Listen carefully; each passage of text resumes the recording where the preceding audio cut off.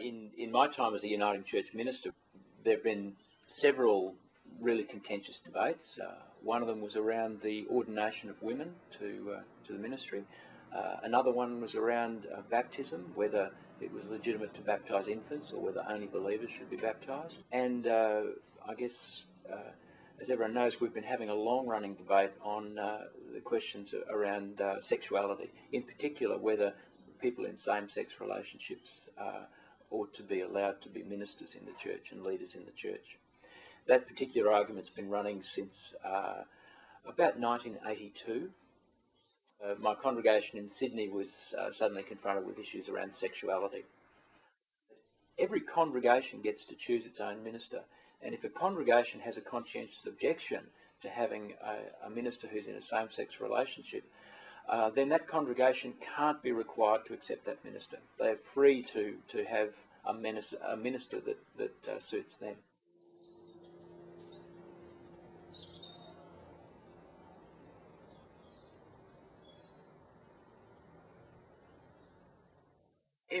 If you chose not to come out, people can't tell if you're... Well, you can't always tell if someone's gay, so it really doesn't change who you are, like I said. Not at all. If someone wants to come out and they want to be themselves, they shouldn't have to hide it just to get a job. Yeah. I mean, be who you are, because you're not going to be happy if you're not. I cannot be a leader and live a life of sexual activity outside of marriage. This is the problem, is the leadership issue of being able to say, I'm a celibate person, I'm in leadership, that's okay. But if I'm a heterosexual, sleeping around, that's not okay for a leader. But I can still worship God, I can still come under his love and care. It's to do with leadership. I think that's the main problem. So God does not despise anyone. He loves everyone.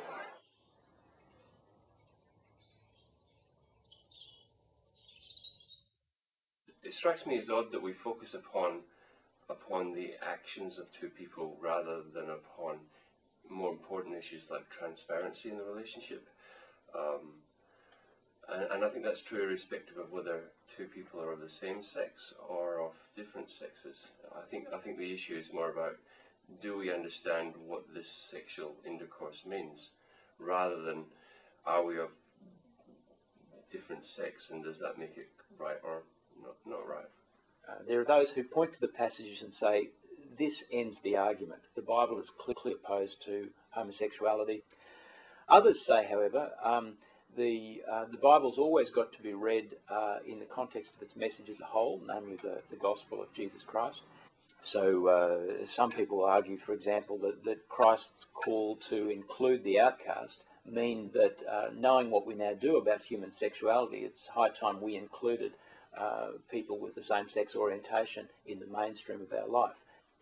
There are others who want to say that well, it's all well and good to read the Bible literally, but you have to make sure you're comparing apples with apples. And there are lots of other things in the Bible that we're told to do that we don't. You know, we're told to go out there and slaughter people who don't wear all of the same fabric of clothing. Or there's parts in the Bible where whole tribes of people are wiped out because they're not from the tribe of Israel. If God didn't want us to be gay, he wouldn't have made us gay. Like simple. Historically, what we know today as homosexuality and homosexual relationships is a very modern concept.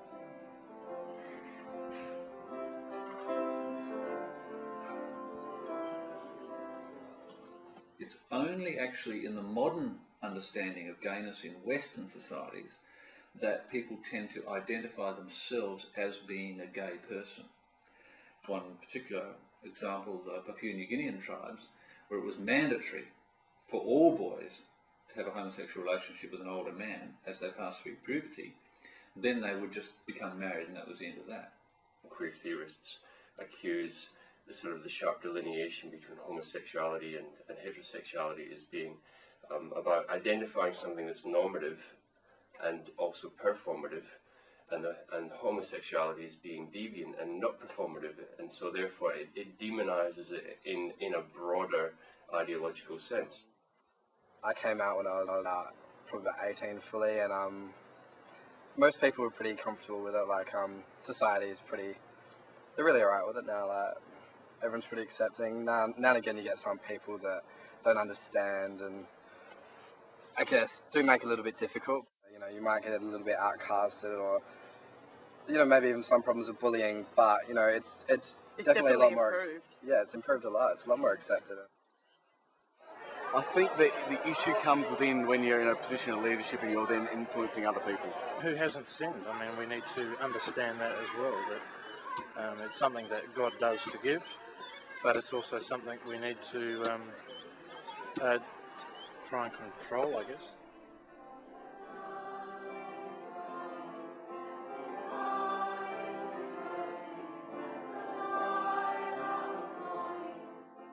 Part of the way forward may, to a certain extent, depend on the science and social studies or whatever that eventually comes out. Because if they show more clearly that people could be born with a gay predisposition or actually born gay, if they did show that, then the church might have to reconsider its view.